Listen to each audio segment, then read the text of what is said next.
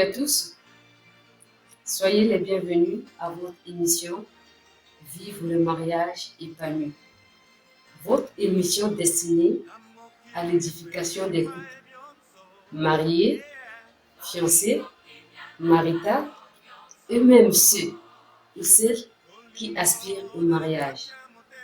Chers internautes, aujourd'hui nous allons répondre à une question, celle de savoir quand se marier. Dans le livre d'Ecclésiaste, chapitre 3, la Bible dit « Chaque chose a son temps. Il y a un temps pour toute chose. Il y a un temps où tu dois te marier. Et avant de se marier, il y a des facteurs à observer. On ne se réveille pas un bon matin et tu te dis « Eh bien, je veux me marier. » Non, ça ne se passe pas comme ça. Il faut observer ces facteurs-là avant que tu puisses t'engager dans le mariage. Là, nous allons parler de 4 points. Et le premier point, c'est de savoir le bon moment pour se marier.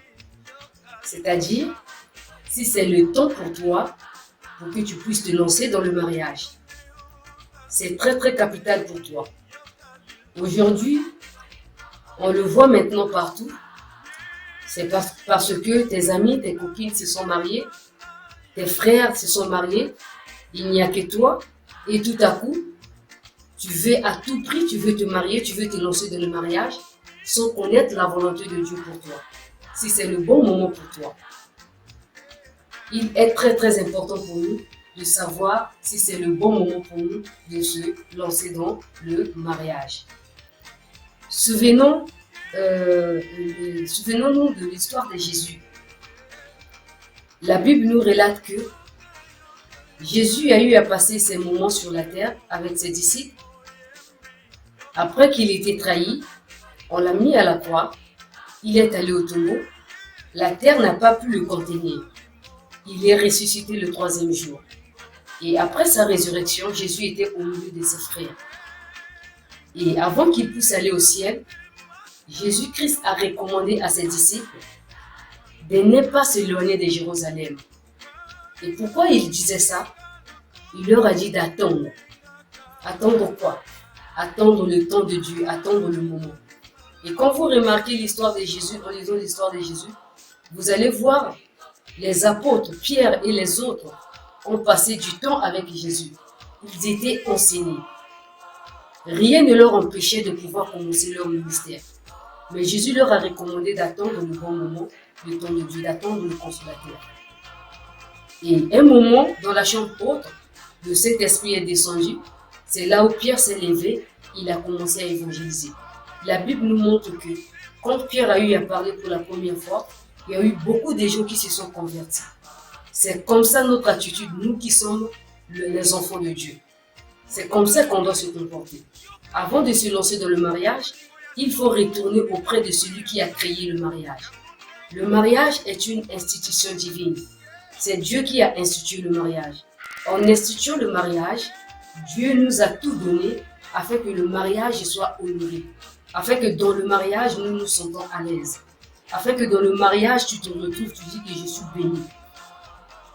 Et quand tu arrives à réaliser cela, avant que tu puisses te lancer dans le mariage, il faut retourner d'abord auprès de celui qui a institué le mariage, c'est-à-dire retourner auprès de Dieu, demander à Dieu si c'est le bon moment pour toi de se lancer dans le mariage. Peut-être si ça tarde jusqu'aujourd'hui, c'est parce que Dieu est en train de traiter, il est en train c'est-à-dire, comment dirais-je, il est en train de façonner ton mari, il est en train de façonner celle qui sera ta femme, il est en train de façonner celle qui sera ton mari. Voilà la raison pour laquelle, avant de faire quelque chose dans la vie, il faut toujours chercher la volonté de Dieu. Et surtout, avant d'entrer dans le mariage, il faut toujours chercher la volonté de Dieu. Il faudra que le Seigneur puisse te parler, il faut que tu écoutes le Seigneur te parler. Et comment faire maintenant pour savoir que c'est le bon moment pour moi de m'engager? Comment faire maintenant pour savoir que là, le Seigneur m'a répondu, là, c'est le bon moment pour moi, là, j'ai écouté le Seigneur. C'est facile, c'est très facile. Il faut être en communion avec Dieu. Il faut être dans sa présence, en méditant sa parole, en priant le Seigneur. C'est comme ça que le Seigneur va te répondre. Et être en communion avec le Seigneur, Dieu peut te répondre par un frère. Il peut aussi te répondre par les songes. Il peut aussi te répondre par les prophéties des prophètes. Il peut aussi te répondre par une prédication d'un pasteur, d'un diacre, d'un responsable, on ne sait pas. Mais ce qui est sûr, quand tu es dans sa présence, le Seigneur parle toujours. Et c'est comme ça que tu seras sensible, tu pourras écouter ce que le Seigneur va te parler. Il faut avoir l'oreille spirituelle pour comprendre ce que Dieu dit, pour comprendre ce que le Seigneur parle. Raison pour laquelle, avant de se lancer dans le mariage, il faut retourner auprès de celui qui a créé l'homme et la femme. C'est Dieu qui les a créés. N'oublions pas que la Bible dit, l'homme quittera son père, s'attachera à sa femme. C'est lui qui a créé l'homme, il a créé la femme. Donc, il faut retourner auprès de celui qui t'a créé d'abord pour lui demander, est-ce que c'est le bon moment pour moi d'entrer le mariage? N'entre pas dans le mariage parce que tu vois que c'est maintenant à la mode. Non. Ne va pas t'engager dans le mariage, dans une relation amoureuse, parce que tu te dis que tout le monde s'engage, se sont engagés, tout le monde se marie. Moi aussi, je veux me marier. J'ai déjà un plus, j'ai déjà du boulot, je travaille, j'ai une maison. Non, mon frère, ici, ce n'est pas l'âge qui compte, c'est Dieu qui compte. Il faut demander la volonté de Dieu. Chercher à écouter le Seigneur. Chercher à avoir l'oreille spirituelle. Et c'est comme ça que le Seigneur va te répondre. Donc je disais, pour écouter, pour comprendre que le Seigneur est en train de te parler, pour comprendre que là, le Seigneur, il m'a répondu, il faudra que tu sois connecté à lui. Parlons du deuxième point. Il faut être mûr. Avant d'entrer dans le mariage, il faudra que tu t'assures que tu as, c'est-à-dire que tu as la maturité. Ici, on parle de la maturité. Le mariage n'est pas fait pour les enfants. Le mariage, c'est pas pour les poltrons. C'est pour les gens aguerris, c'est-à-dire les gens matures. Quand tu n'es pas encore mature, faut pas entrer dans le mariage. Parce que dans le mariage, il y a les réalités. Il y a beaucoup de choses qui se passent dans le mariage. Si tu n'es pas mature, en tout cas, tu vas démissionner. Raison pour laquelle il faut que tu sois mûr avant d'entrer dans le mariage. Aujourd'hui, nous sommes en train de le voir, le remarquer. Il y a des mariages où il n'y a que des problèmes. Le mari, l'homme ne fait que se plaindre. La femme ne fait que se plaindre. Parce que les deux ne sont pas matures. Voilà pourquoi Dieu nous appelle à la maturité. Voilà pourquoi la Bible nous appelle à la maturité. Donc le mariage n'est pas, c'est pas quelque chose pour les enfants. Ce n'est pas une affaire des enfants. C'est-à-dire, parce que tu vois, c'est à la mode maintenant, tu veux te lancer dans le mariage, mais si on regarde, on creuse bien, on se rend compte que tu n'es pas encore mûr. Tu n'es pas encore prêt à rentrer dans le mariage. Tu n'es pas encore prête à rentrer dans le mariage. Donc, il faut chercher à grandir. C'est à toi-même de faire grandir, de grandir au fait. Il faut chercher à grandir. Tu dois regarder d'abord comment est-ce que tu te comportais avant et maintenant, aujourd'hui, comment est-ce que tu es. Tu veux rentrer dans le mariage, cherche à comprendre, cherche à poser des questions aux gens qui se sont passés par là. Avant d'entrer le mariage, qu'est-ce qui se passe? Le mariage, c'est quoi? Parce que quand nous voyons les autres se marier, on voit la mairie, on voit la dot, on voit tout ça là, on se dit waouh, c'est bon le mariage. Mais après, c'est quoi? C'est la réalité dans la maison. Parce que après ça, les premières années du mariage, il y a une confrontation du comportement qui se passe entre l'époux et l'épouse. Donc les deux il y a eu une confrontation là. Les deux doivent se connaître en fait. Donc c'est là où, si tu n'es pas mûr, en tout cas, maman, on peut démissionner. On peut là. Je nous invite à lire, à aller regarder un peu ce que l'apôtre Paul nous enseigne. L'apôtre Paul est un exemple pour nous. Nous devons prendre l'exemple de l'apôtre Paul. Allons dans 1 Corinthiens, chapitre 13, le verset 11. La Bible nous dit, « Quand j'étais un enfant, je raisonnais comme un enfant, je pensais comme un enfant, je parlais comme un enfant.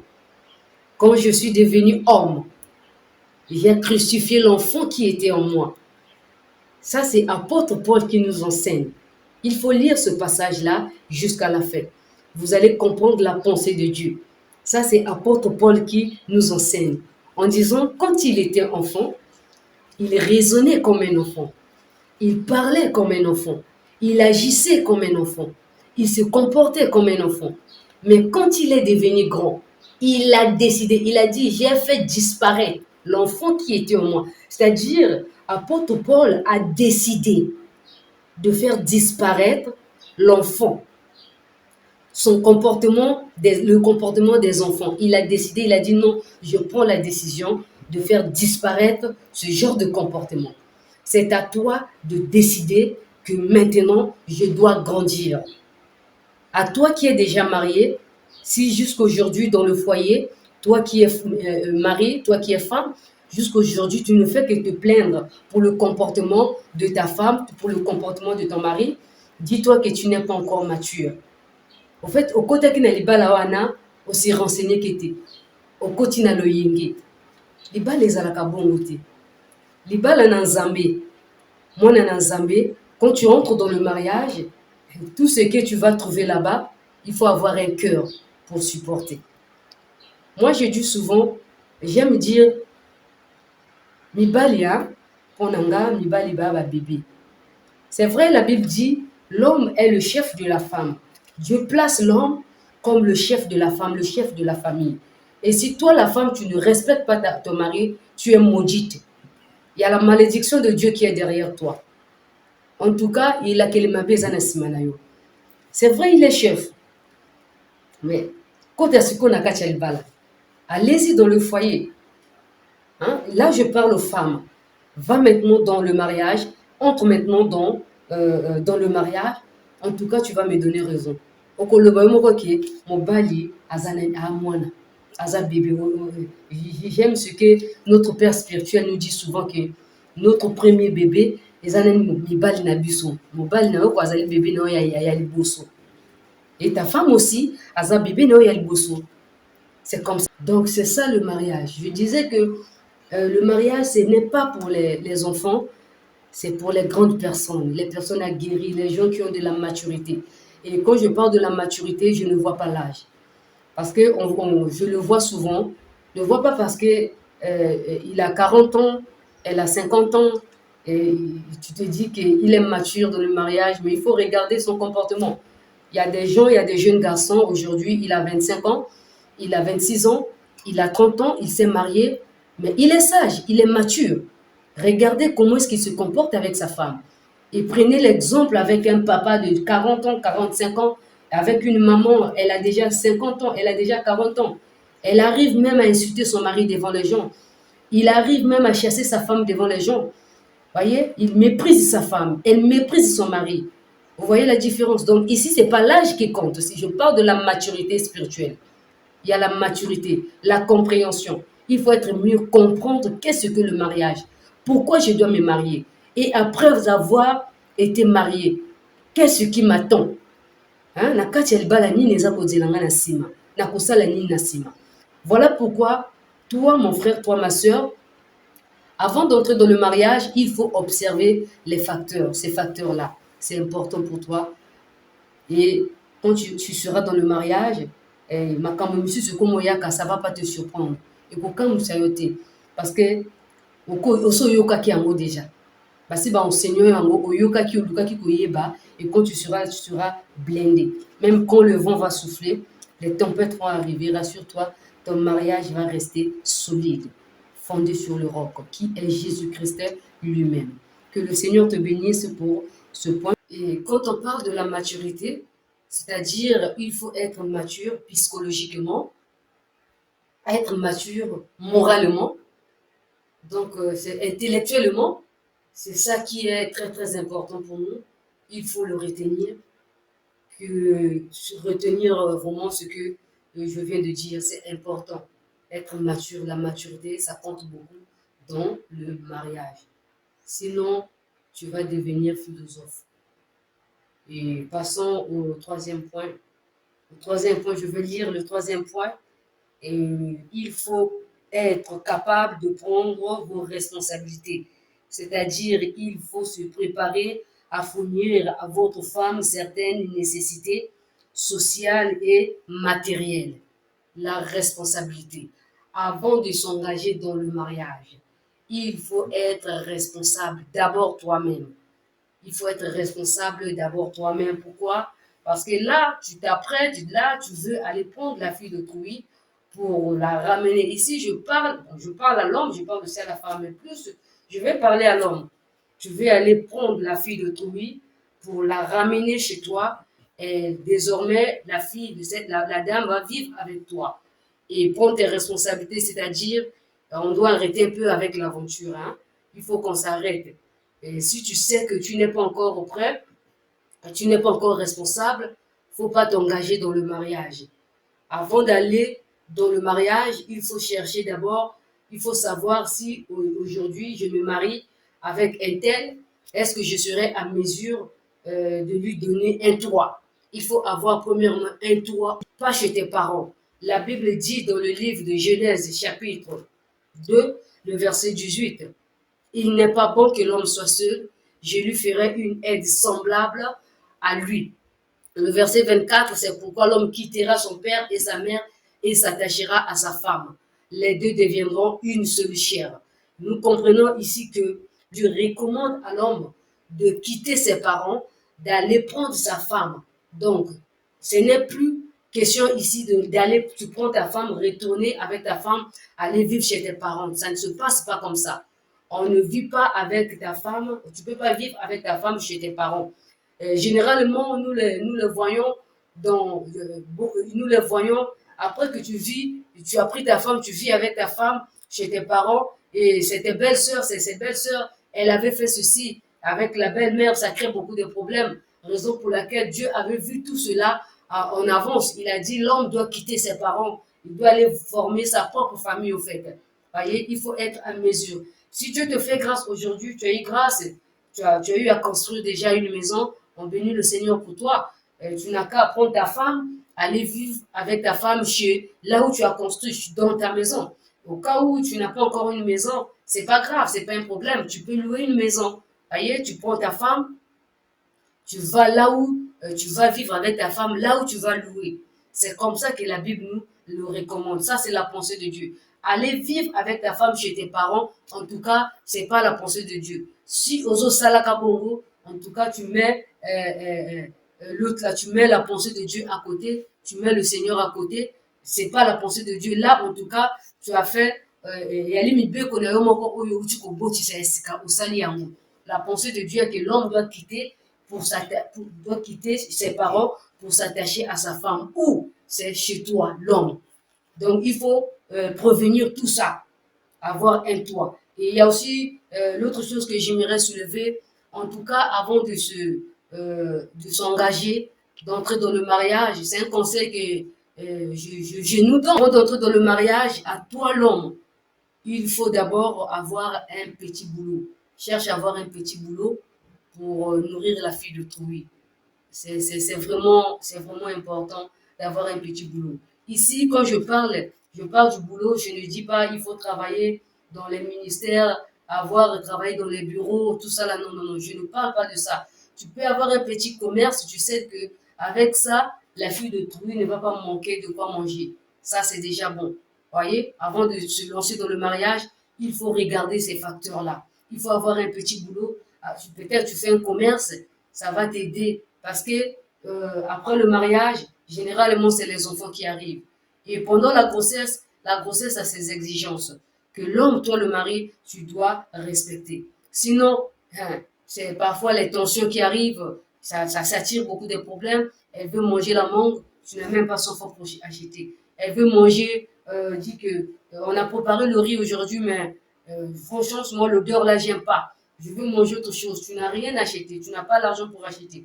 Vous voyez la raison pour laquelle tout ça là, il faut quoi? Il faut avoir un petit boulot, mon frère, pour s'engager dans le mariage. Tu as un petit commerce, tu fais le commerce.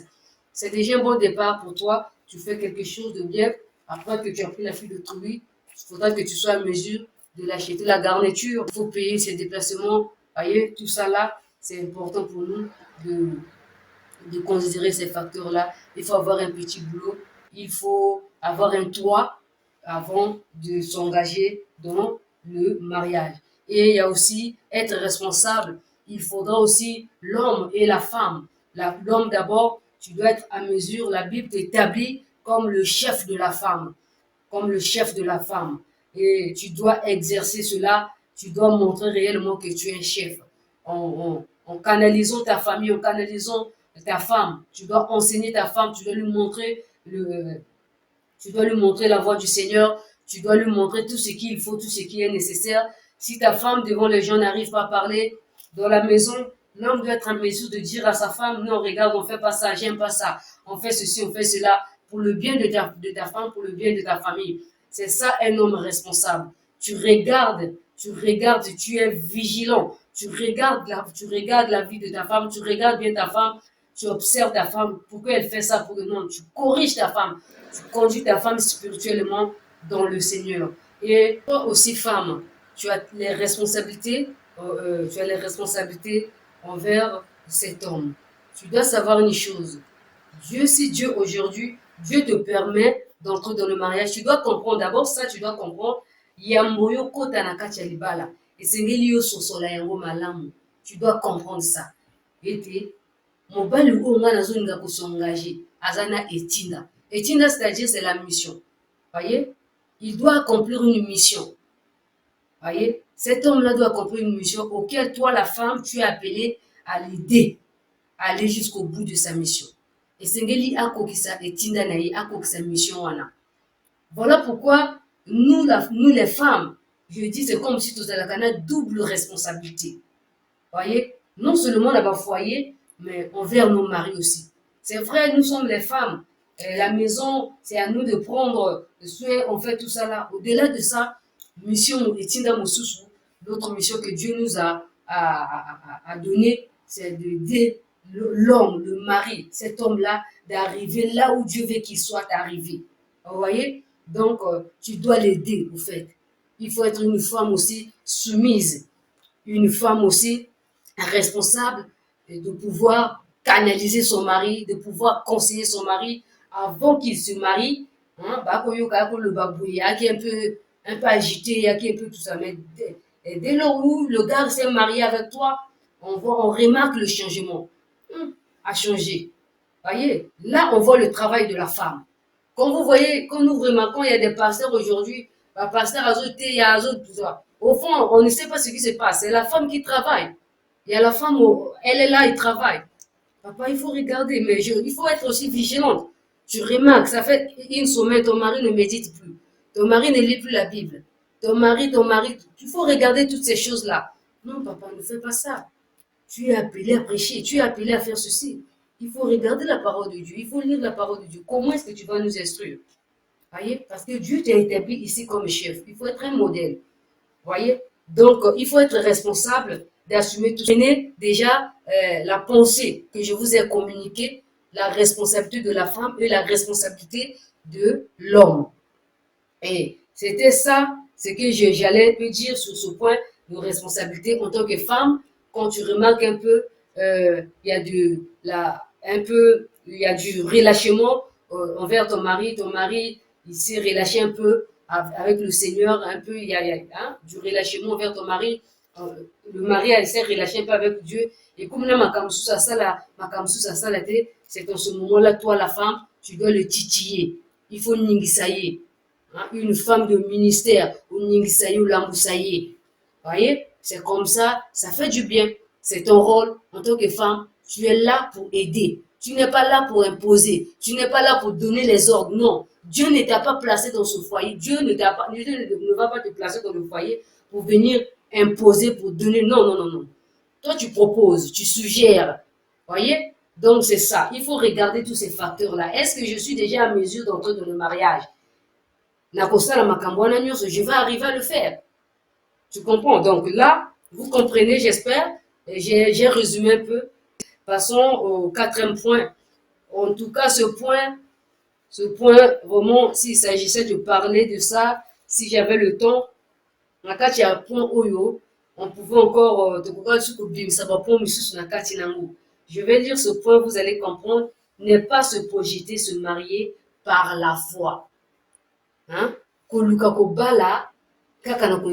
C'est-à-dire, oui, la foi est très très importante pour nous, les chrétiens. On doit avoir la foi.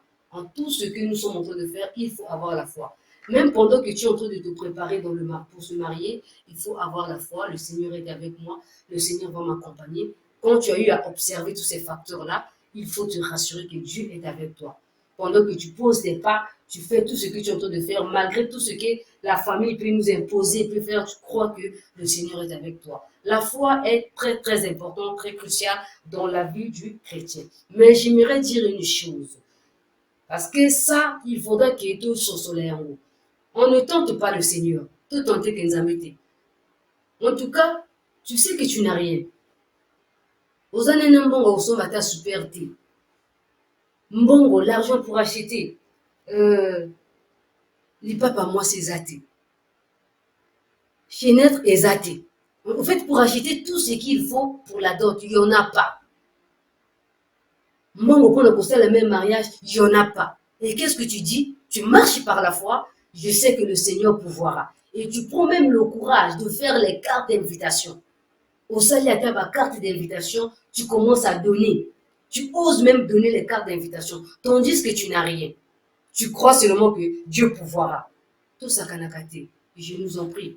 Tout ça, la bonne beauté, ça m'a l'amouté. Les amalamouté, nous sommes les enfants de Dieu. Nzambe Nabiso, regardons, prenons ce que Jésus a eu à faire à la croix. Il est notre époux. Jésus a payé la dot. Jésus a payé pour que nous soyons ce que nous sommes devenus aujourd'hui. Il est notre époux. Il est ton époux. Regardez un peu ce que Jésus-Christ a eu à subir. Il est allé jusqu'à la croix. Andimi ba beta ine kulusu. Andimi ba sala enyo soko ba sali wana. Pona bolingo oya zalaki nango. Pona biso. So si réellement tu aimes ta femme, si réellement tu veux te marier, tu dois te battre. Faut pas te dire que je dois me lancer dans le mariage par la foi, le Seigneur pourvoira, tu as donné les dates jusqu'à ce qu'arrive le jour-là, et puis le Seigneur ne fait pas, tu te dis que Nzamba Zamabe. Non, Dieu n'est pas mauvais, c'est toi qui es mauvais. Yo motoza mabe, wa malamuti, olingi nzambiti. Tu dors le matin, Dieu n'aime pas les fainéants. Non, non, non, Dieu n'aime pas les fainéants. Si tu sais que tu veux t'engager dans le mariage, cherche à faire au moins quelque chose, cherche à faire au moins un commerce, au bundi, au dueliste, au sombi biloko, aux la pressée pété, au sombi biloko, non, malem, quand tu te rassures que non, maintenant là, tout est au point, je peux maintenant aller. En ce moment-là, parfois il y a des imprévus que toi-même, tu ne sais pas. Dieu pourvoira maintenant. Donc, je disais, tu ne peux pas dire que, ok, au sombi biloko tout, au sombi biloko on a tout, tu as tout acheté, et après c'est le Seigneur n'agit pas. Et puis tu dis que Dieu t'a abandonné. Non, Dieu ne t'a pas abandonné. Toi, tu es mauvais, c'est pas bon. Ne fais pas comme ça. Si tu sais que tu veux te marier, tu sais que tu veux te lancer dans le mariage, tu sais que c'est le temps pour toi, oui, maintenant il faut commencer à chercher. Il faut rassembler toutes ces choses-là. Il ne faudra pas qu'on le baque parce que j'ai mes parents travaillent, mes parents. Tu prends la responsabilité, tu donnes chez tes parents. Tu dois déjà être responsable toi-même. Il faut payer la dot toi-même, comme Jésus-Christ, qui est notre exemple. Jésus est notre exemple. Donc, il faut copier ce que Jésus a fait. Il a porté sa responsabilité. Il est allé jusqu'à la croix. Il a payé le prix pour que nous soyons ce que nous sommes aujourd'hui. Si tu veux que ta fiancée, on puisse l'appeler épouse, on puisse l'appeler madame, il faudra que toi, tu puisses payer le prix. Donc, toi aussi, je nous conseille aussi, nous les sœurs, quand quelqu'un veut se marier avec toi, mobile elingi kobala yo, ezali lokumu no, libala eza lokumu, balingi kohonorer yo. Mais il faut regarder aussi, il faut regarder makambo wana nyonso, tu dois être regardante, il faut regarder bien à la loupe. Et chérie, est-ce que tu as déjà acheté tes choses? Oui. Est-ce qu'il y a tes choses? Tu regardes, oui. Maintenant là, tu confies, tu peux donner la date. On ne peut pas te manipuler comme ça, et puis, oh, et après, à la dernière moment, tu te rends compte qu'il n'y a rien. Ça, c'est de l'aventure. Dieu n'aime pas ça. C'est pas bien devant le Seigneur. Donc, ça, j'ai résumé en disant que to kanisate ke tokende kobala tokota na kati ya libala nzambe akosunga biso nzambe le Seigneur va faire. Non, on fait pas ça. Il faut d'abord travailler. Tu travailles, tu cherches ton argent, tu achètes les trucs, comme ça tu peux aller doter ta femme. Ne fais pas encore les cartes d'invitation tandis que tu n'as rien. Non, faut pas te lancer comme ça. Avant de faire les cartes d'invitation, rassure-toi que tout est au point. Et en ce moment-là, tu peux faire les cartes d'invitation. Sinon, mon couple m'a ridicule. Bato bakotola yo eliyo ke libala ezali likambo esengo ekomi likambo ya lituli bakomi oseka yo bakomi kotola yo. Le mari t'a pas honoré parce que kokoma bacotisation baparents mpe bakondima soni wana te ekomi cotisation ekomi par-ci par-là. On fait pas ça avec le Seigneur. Sois sérieux mon frère, sois sérieuse ma sœur. Dieu nous aime beaucoup. Le mariage doit être honoré. On doit honorer, le mariage doit être honoré. C'est Dieu qui a institué, il a dit que le mariage soit honoré de tous. Et en faisant cela, nous sommes en train de désacraliser les valeurs du mariage. On ne fait pas ça, c'est pas bien du tout. Tu dois te repentir. Si tu as eu à faire ce genre de choses-là, il faut que tu te reprends, mon frère. Tu dois te repentir. On ne marie pas la femme comme ça, là. Tu dois sentir que tu as payé le prix. Il faut sentir poiwana ezalaki likolo na yo omoni pasi mpona kofuta yango. Jésus-Christ a eu à souffrir à la croix. Et quand nous regardons dans le livre d'Ésaïe 33, la Bible nous montre comment est-ce que Jésus-Christ a eu à souffrir. Il a accepté tout cela. Et pourtant, il n'avait rien fait. Mais il a accepté tout cela. Pourquoi? Parce qu'il nous aime. Si tu aimes ta femme, tu dois le faire. Il faut te battre. Pour que le jour-là aussi, tant que tu te rends compte que les papas on a mona passe pour le kodjambo, kosombango. Tel le on a moni passe vraiment pour le kodjambo. Ouais? Comme ça, le mariage est honoré. Voilà, je nous ai parlé. Na ba point touana ou to bongisaki par rapport à quand se marier. Donc, c'est un peu ça ce que j'avais réservé pour vous, chers internautes. Et les 4 points, c'est à observer. Il faut écouter, mais tu dois aussi les mettre en pratique.